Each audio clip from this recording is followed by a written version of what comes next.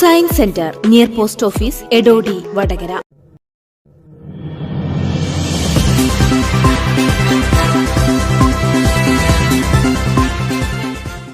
തിരുവള്ളൂർ പഞ്ചായത്ത് ഹരിതകർമ്മസേന വീടുകളിൽ നിന്നും ശേഖരിച്ച പ്ലാസ്റ്റിക് മാലിന്യം 1.5 മാസമായിട്ടും നിക്ഷേപിച്ച സ്ഥലത്തു നിന്നും നീക്കം ചെയ്യാത്തതിൽ പരിസരവാസികളുടെ വ്യാപക പ്രതിഷേധം. തിരുവള്ളൂർ പഞ്ചായത്ത് 20-ാം വാർഡിലെ കോട്ടപ്പള്ളി കപ്പുറത്ത് പാറയിലാണ് ഹരിതകർമ്മസേന പ്ലാസ്റ്റിക് സഞ്ചികളും മറ്റും നിക്ഷേപിച്ചത്. കാലവർഷം ശക്തമായതോടെ ഇവിടെ കൂട്ടിയിട്ട പ്ലാസ്റ്റിക് കവറുകളിലും സഞ്ചികളിലും വെള്ളം നിറഞ്ഞ് കൂത്താടികളും കൊതുകുകളും പെരുകുന്നതായും നാട്ടുകാർ പരാതിപ്പെട്ടു. ഒരു 1.5 മാസമായി ഇങ്ങനെ കെട്ടിക്കിടക്കുന്നത്. ഇതിന്റെ ഈ പഞ്ചായത്ത് മെമ്പറോടും നമ്മൾ ഈ കാര്യങ്ങൾ അവതരിപ്പിച്ചിരുന്നു. പക്ഷേ 2 ദിവസം കൊണ്ട് നീക്കാന്ന് പറഞ്ഞിട്ട് ഇന്നേ വരെ അത് നീക്കിയിട്ടില്ല. നമ്മൾ അടുത്തുള്ള പഞ്ചായത്തുകളിൽ വരെ ഇപ്പോൾ പല പകർച്ചവ്യാധികളും പടർന്നു പിടിക്കുന്ന ഒരു സമയമായതുകൊണ്ട് ഇത് എത്രയും പെട്ടെന്ന് ഈ പഞ്ചായത്ത് ഇതിന്റെ അധികാരികൾ ഇടപെട്ടിട്ട് ഇത് എത്രയും പെട്ടെന്ന് ഇവിടുന്ന് നീക്കം ചെയ്യണമെന്നാണ് ഈ നാട്ടുകാരുടെ എല്ലാ താല്പര്യം. അല്ലെങ്കിൽ ഈ ശക്തമായിട്ടുള്ള പ്രക്ഷോഭം അങ്ങനത്തെ പരിപാടിയായിട്ട് മുന്നോട്ട് പോകണമെന്നുള്ള ഈ ജനകീയമായിട്ട് ഇതിനെ നേരിടണമെന്നാണ് ഈ ആൾക്കാരെല്ലാം പറയുന്നത്.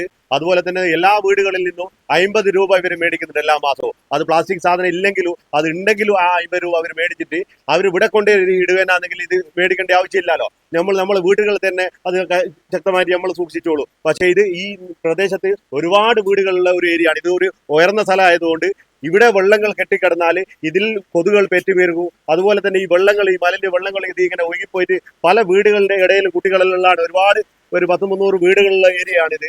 ഇതിന് ശക്തമായിട്ടുള്ള ഒരു നടപടി പഞ്ചായത്തിന്റെ ഭാഗത്ത് നിന്ന് എടുത്തിട്ടില്ലെങ്കിൽ ഇവിടെ പകർച്ചവാദികളും അതുപോലെ ഡെങ്കിപ്പനി അതുപോലത്തെ പനികൾ വരും.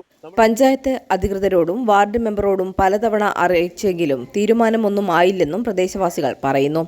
സമീപ പഞ്ചായത്തിലടക്കം പകർച്ചവ്യാധികൾ പടർന്നു പിടിക്കുന്ന സാഹചര്യത്തിൽ ഇവിടെ കൂട്ടിയിട്ട മാലിന്യങ്ങളിൽ നിന്ന് മലിനജലം താഴത്തെ വഴികളിലേക്കും റോഡുകളിലേക്കും ഒഴുകുന്നതായും പരാതിയുണ്ട്. വേനൽക്കാലത്ത് നമുക്ക് ബുദ്ധിമുട്ടില്ലായിരുന്നു. ഇപ്പോൾ ശക്തമായ മഴയാണ്.